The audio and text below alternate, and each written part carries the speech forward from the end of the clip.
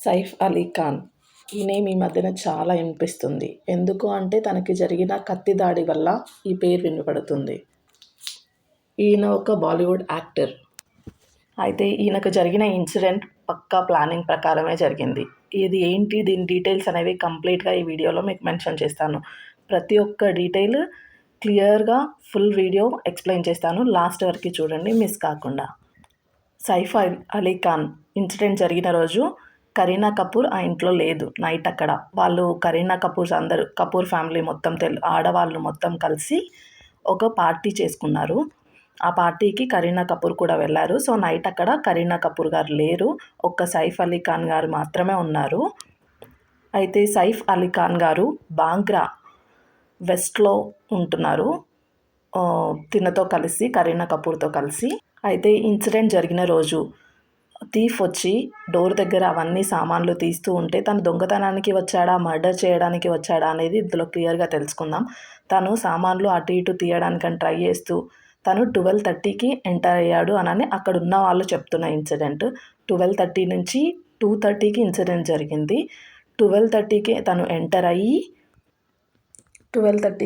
అయ్యి అక్కడ లోపల ఉన్న అన్నీ సర్దుతూ ఉంటే అక్కడ పని మనిషి, అంటే అక్కడ తన బాబు వాళ్ళ కేర్ టేకర్ అక్కడ ఉండడంతో తను సౌండ్ చేయడంతో సైఫ్ అలీ ఖాన్ గారు బయటకు వచ్చారు. అయితే బయటకు వచ్చి తన పని మనిషితో ఏమైంది అని చూస్తూ ఉండగా దొంగని గుర్తించి నీకేం కావాలి అని అడిగారు. అప్పుడు తను నాకు ఒక ₹1,00,00,000 ఇవ్వండి, ₹1,00,00,000 ఇస్తే మిమ్మల్ని వదిలేస్తాను, లేకుంటే చంపేస్తాను అని బెదిరిస్తాడు. అయితే వాళ్ళిద్దరికీ మధ్యన జరిగిన గొడవలో తను 6 కత్తిపోట్లు పడ్డాయి సైఫ్ అలీ ఖాన్ గారికి. దాంట్లో 2 లోతుగా పడడంతో వెంటనే తను న్యూరో సర్జన్ని, కాస్మెటిక్ సర్జన్ని, అనెస్థీషియా ఇచ్చే వాళ్ళు అందరూ కలిసి తనకు ఆపరేషన్ అనేది చేశారు. ఈ ఇన్సిడెంట్ అంతా అరౌండ్ 2:30కి జరిగింది. వాళ్ళ ఇంటి దగ్గర నుంచి 2:30కి ఒక ఆటో కనిపిస్తే ఆటో తీసుకొని వెళ్ళడము, ఆటోలో తీసుకొని లీలావతి హాస్పిటల్కి వెళ్ళారు. అక్కడ తను నడుస్తూనే రక్తపు మడుగుల్లో నిండి ఉన్న తనే డైరెక్ట్గా నడుస్తూ వెళ్ళి హాస్పిటల్లో అడ్మిట్ అయ్యారు. అయితే మీరు ఇక్కడ అనుకోవచ్చు, పని మనిషి కూడా ఉంది అన్నారు కదా, పని మనిషితో గొడవ పడుతున్నప్పుడే సైఫ్ అలీ ఖాన్ గారు కిందకు వచ్చారు అని చెప్పారు కదా, మరి పని మనిషికి ఏం కాలేదా అని అంటే తను పని మనిషిని ఏమీ చేయలేదు. సైఫ్ అలీ ఖాన్ గారిని పొడవడం జరిగింది. అంటే ఈ కేసులో తను చంపడానికి వచ్చాడా లేక థీఫ్గా వచ్చాడా అనేది మనం పూర్తిగా తెలుసుకుందాం. అయితే తిను అలా చంపడానికి పని మనిషి హెల్ప్ చేసిందా, పని మనిషికి తనకి ఏమైనా లింక్ ఉందా, ఇలాంటి కోణాలన్నీ మనం ఈ వీడియోలో పరిశీలిద్దాం. అయితే సైఫ్ అలీ ఖాన్ గారు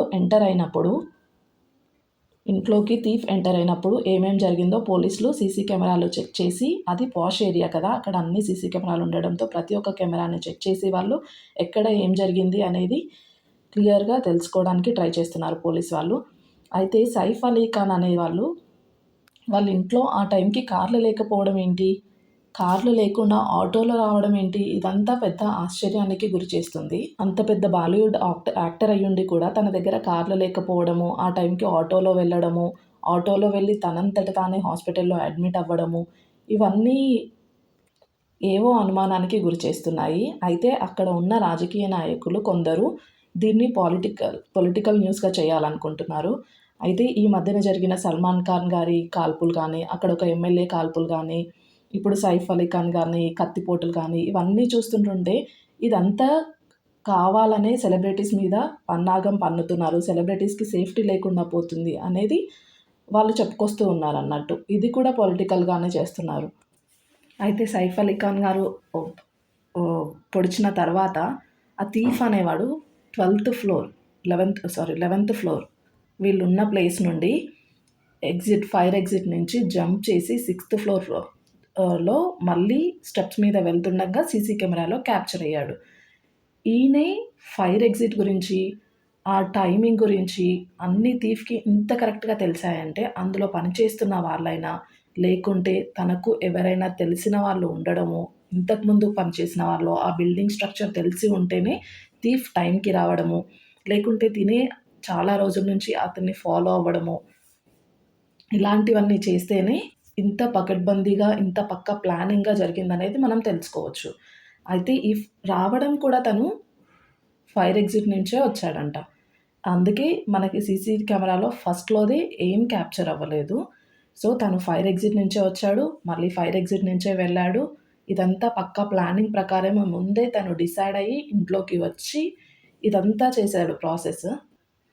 అయితే తిను 11 గంటలకి వస్తుంటుంటే అక్కడ సెక్యూరిటీ ఎవ్వరు గుర్తించలేరా? ఎవ్వరు తెలుసుకోలేదా? అనేది అందరి డౌట్. కానీ అక్కడ పైన ఫ్లోర్‌లో ఫ్లోరింగ్ పనులు జరగడంతో అక్కడ ఉన్న వాళ్ళందరూ దాని గురించే ఫ్లోరింగ్ పనుల గురించి వస్తున్నారని సెక్యూరిటీ పెద్దగా పట్టించుకోకుండా ఉండొచ్చు. అయితే ఈ విషయంలో ఇట్లా రకరకాల కోణాలు వినిపించడంతో ఈ కేస్‌లోకి దయా నాయక్ ఈయన ఒక ఎన్‌కౌంటర్ స్పెషలిస్ట్.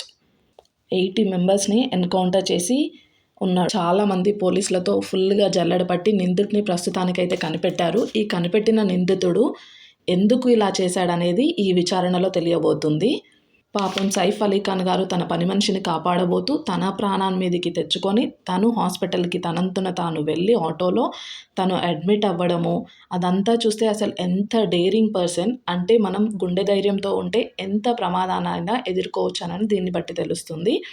అండ్ హాస్పిటల్‌లో వాళ్ళు ఫస్ట్ తనని చూసి ఎవరు గుర్తుపట్టలేదంట. తను మొత్తం రక్తపు మడుగులతో నిండి ఉండడంతో తరువాత తను అడ్మిట్ అయ్యాక ఆ రక్తపు మడుగులను క్లీన్ చేశాక అరే! ఇతను బాలీవుడ్ యాక్టర్ కదా అని అందరూ గుర్తుపట్టారంట అప్పుడు.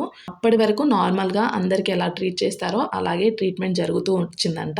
ఇదంతా జరుగుతున్న టైంలోనే కరీనా కపూర్‌కి విషయం తెలియడంతో అప్పటికప్పుడు హాస్పిటల్‌కి అందరూ చేరుకున్నారనే విషయం తెలుస్తుంది. అయితే సైఫ్ అలీ ఖాన్ గారు ఈ ₹1,00,00,000 తను అడిగినప్పుడు ఇద్దాము అని డిసైడ్ అయ్యి ఉన్నారు. సరే ఇద్దాంలే, తను అడిగినంత ప్రాణం కన్నా ఏది ఎక్కువ కాదనని తను అప్పటికి ఇవ్వడానికని ట్రై చేశారు. కానీ సైకోలా ఉన్న ఆ దొంగ ఏం చేశాడంటే తను ₹1,00,00,000 ఇచ్చేశాక తన మీద పోలీస్ కంప్లెయింట్ ఇచ్చేసి తనను బయటికి రాకుండా చేస్తారు తిన దగ్గర ఉన్న పలుకుబడితో అనని తను డిసైడ్ అవ్వడంతో తినని పొడవడానికని ట్రై చేశాడు. సో, అలా 6 కత్తిపోట్లు టక పొడిచేసి అక్కడి నుంచి ఫైర్ ఎగ్జిట్ నుంచి అక్కడి నుంచి వెళ్ళిపోయాడు.